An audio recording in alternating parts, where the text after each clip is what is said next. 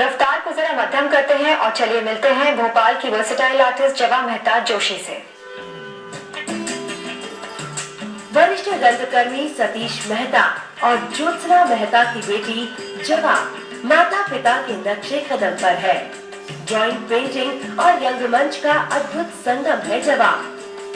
रंगकर्म और चित्रकला में अंतर संबंध विषय पर पीएचडी कर चुकी जवा से ही कुछ और जानते हैं उनके बारे में। जवा, पेंटिंग और रंगमंच का सफर कैसे और कब शुरू हुआ?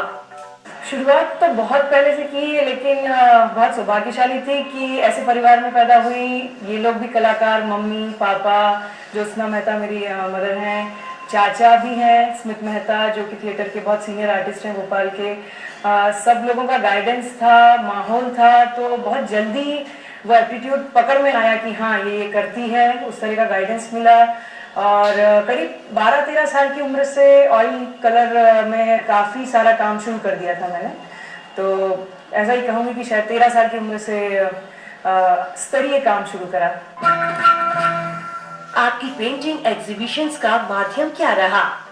काफ़ी सारी एग्जीबिशंस लगाई पेंटिंग की। ऑयल पेंटिंग और एक्रेलिक और पेंसिल मेरा मेन मीडियम है, उसमें काफ़ी सारा काम किया यहाँ पर की। और जैसा कि आप लोग जानते होंगे कि सतीश मेहता, प्रोफेसर सतीश मेहता मेरे पिता हैं, तो उनके साथ भी लगभग 20-22 साल मैंने थिएटर भी किया। तो जो मेरी पेंटिंग्स भी और मेरा पीएचडी का भी सब्जेक्ट है वो थिएटर और पेंटिंग को रिलेशनशिप पर किया मैंने। पेंटिंग्स भी मैंने बहुत सारे वर्ल्ड फेमस ड्रामाज हैं जिसके थीम पर बनाई हैं। तो एक एब्स्ट्रैक्ट पेंटिंग की सीरीज इस तरह से पेंट की है। लैंडस्केप्स भी बहुत पसंद करती हूँ, तो लैंडस्केप्स के ऊपर भी बहुत काम किया है। बोस्टन में प्रेजेंटेशन देकर कैसा लगा? बहुत अच्छा लग रहा था, मन में बहुत खुशी हो रही थी। इंडिया को रिप्रेजेंट कर रही थी और भोपाल को कर रही थी, वो भी बहुत खुशी की बात थी मेरे लिए, क्योंकि बचपन बिताया है इस शहर में, यहीं रही हूँ, तो वो जो लगाव है शहर से वो होना बहुत।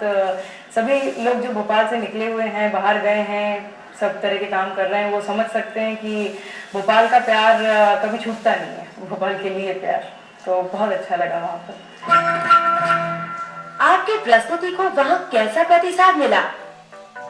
एक बात मतलब लगती है जो कि मैंने पहले भी बताई है दूसरी जगहों पर, कि जैसा कि ये एग्जांपल है कि मैंने एंट्रीज भेजी और बहुत वहाँ के लिए मैं युवा भी थी, उस देश की भी कलाकार नहीं हूँ वैसे, तो आसानी से अगर काम को प्रोत्साहन देने की जहाँ बात होती है तो कोई किसी और तरह की हेल्प या जो कहेंगे वो ज़रूरत नहीं होती उस देश में। जो थोड़ा यहाँ कभी फील होता है कि हम एकदम नए नवेले कहीं घुसने की कोशिश करें तो कभी कभी धक्के पड़ने के आसार होते हैं, जो आसानी मुझे वहाँ लगी।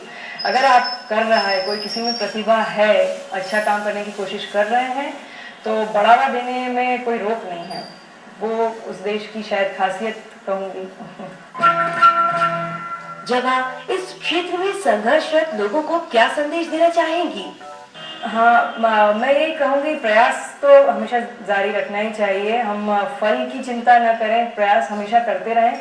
कहीं ना कहीं रास्ते तो खुलते ही हैं, कभी ज़्यादा समय लगेगा या कम समय, लेकिन रिजल्ट तो अच्छे मिलेंगे ही। अपना प्रयास जारी रखें।